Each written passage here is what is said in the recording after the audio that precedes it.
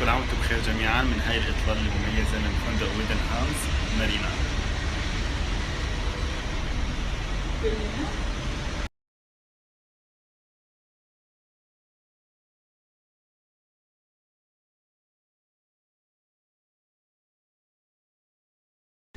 خليكم معنا اليوم بفندق ويندهام دبي مارينا، فندق 4 نجوم، وإحنا هلأ بالطابق 26.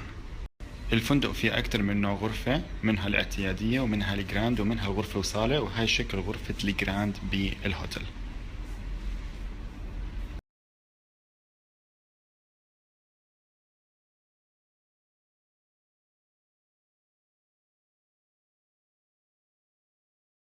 الفندق كتير مهتم بالتفاصيل، فشاشة التلفزيون المطلة على الصالة يمكن تغيير مكانها وتصفي مطلة على غرفة النوم.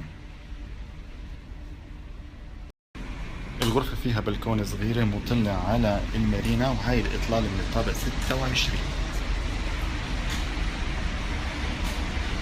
حكيت لكم الفندق كتير مهتم بالتفاصيل، فهي هون المكان اللي بتحط فيه الشنطة، بتفتحها بهالطريقة وبتحط عليها الشنطة بشكل مباشر.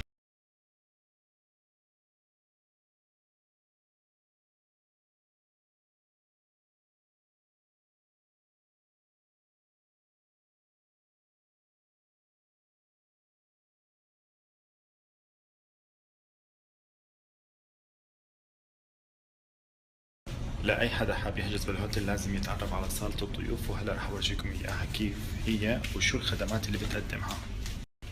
الصالة مفتوحة من الساعة 6 الصبح للساعة 10 بالليل، ولازم تحجزها انت وقت ما بتعمل تشيك ان بالهوتيل.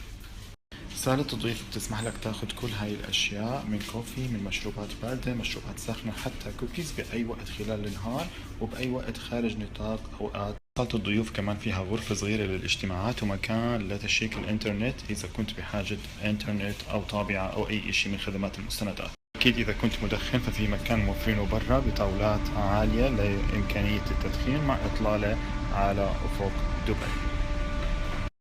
أهم شي بأي مكان هو الإطلالة، وهاي صالة الضيوف بتطل هون على عين دبي، المشروع الجديد اللي عم تشتغل عليه دبي ليكون فاتح قريبا.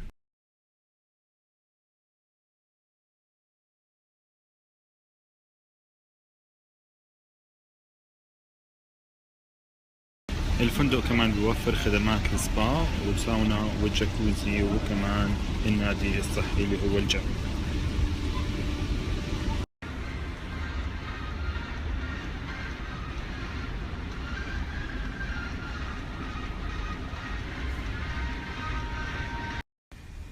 اسنس هو المطعم الرئيسي للفندق اللي بيقدموا فيه الإفطار وبيقدموا فيه العشاء وكمان الغداء.